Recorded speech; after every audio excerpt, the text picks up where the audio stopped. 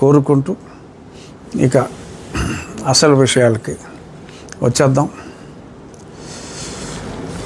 మొన్న ఒక వీడియోలో నేను చెప్పడం జరిగింది, జడ శ్రావణ్ కుమార్ జై భీమరావు భారత్ పార్టీ వ్యవస్థాపక అధ్యక్షులు వారు ఒక పిలుపిచ్చారు.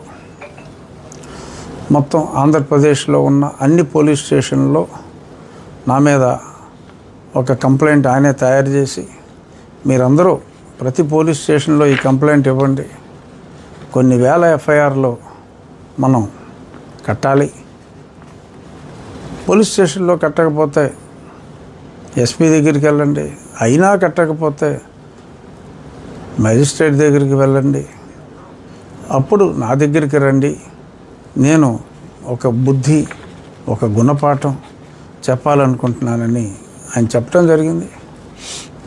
ఆయన నాకు బుద్ధి చెప్పడం సరే, మరి ఆయనకి బుద్ధి ఉందా లేదా అనేది నాకు తెలియదు. ఎందుకంటే సుప్రీంకోర్టు ఎప్పుడో చెప్పింది, ఒకే ఇష్యూ మీద ఒక ఎఫ్ఐఆర్ఏ తప్ప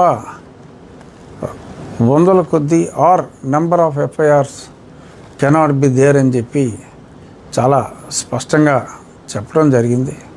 అయినప్పటికీ ఒక కుట్రపూరితంగా ఒక కంప్లైంట్ని ప్రిస్క్రైబ్ చేసి రాష్ట్రం అంతా అదే కంప్లైంట్ ఇవ్వాలి అని చెప్పి మతాల మధ్య లేని వైషమ్యాల్ని, కులాల మధ్య లేని వైషమ్యాల్ని, కేవలం నేను రాజ్యాంగాన్ని అనుసరించండి, మీరు మార్చడానికి చేసే ప్రయత్నం వలన తప్పు లేదు, కానీ ఆ రాజ్యాంగాన్ని మార్చే వరకు అనుసరించవలసిన బాధ్యత మన మీద ఉంది అని చెప్పి రాజ్యాంగం మీద గౌరవంతో, చట్టం మీద గౌరవంతో నేను 4 మాటలు మంచి మాటలు చెప్తే విద్వేషాలు సృష్టించడానికి నేను చేశానని మాట్లాడుతూ కల్పితంగా విద్వేషాలు బారు సృష్టించడానికి ప్రయత్నం చేస్తున్నట్టుగా ఆ సింగిల్ కంప్లైంట్ని అందరూని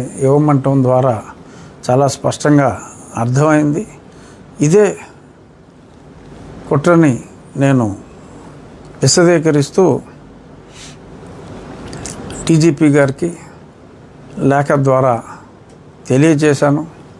ఇలా సంఘంలో కులాల మధ్యన, మతాల మధ్యన మరి సుప్రీంకోర్టు తీర్పులకు వ్యతిరేకంగా మాట్లాడుతూ, రాజ్యాంగానికి వ్యతిరేకంగా మాట్లాడుతూ ఇలా చేయటం సమాజంలో లేనిపోని కుంపట్లు రాజేయటానికి దోహదపడుతుంది అంటూ నేను చాలా స్పష్టంగా డీజీపీ గారికి, సుప్రీంకోర్టు ఏదైతే చింతాడ ఆనంద్ ఇష్యూలో తీర్పిచ్చిందో, ఆ తర్వాత బాపట్ల కలెక్టర్ అతని సర్టిఫికెట్ రద్దు చేశాడు, అవన్నీ కూడా పొందుపరిచి మరి ఈ చట్టాన్ని ఫాలో అవ్వండి, ఈ రాజ్యాంగంలోని ఈ 341 అధికరణాన్ని ఫాలో అవ్వండి, సుప్రీంకోర్టు తీర్పుని అర్థం చేసుకోండి అని స్పష్టంగా చెప్తే దానికి ఈ రకంగా వక్రీకరిస్తున్నారని చెప్పి నేను, ఎందుకంటే నన్ను నా రాజ్యాంగబద్ధ పదవిలో ఉంటూ ఇలా మాట్లాడాడు అని చెప్పి వక్రీకరించినందువల్ల నేను యాజ్ ఎ డిప్యూటీ స్పీకరే ఒక కంప్లైంట్ నిన్న పంపించడం జరిగింది. అది నేను నిన్న సోషల్ మీడియాలో కూడా రిలీజ్ చేశాను. జస్ట్ ఊరికే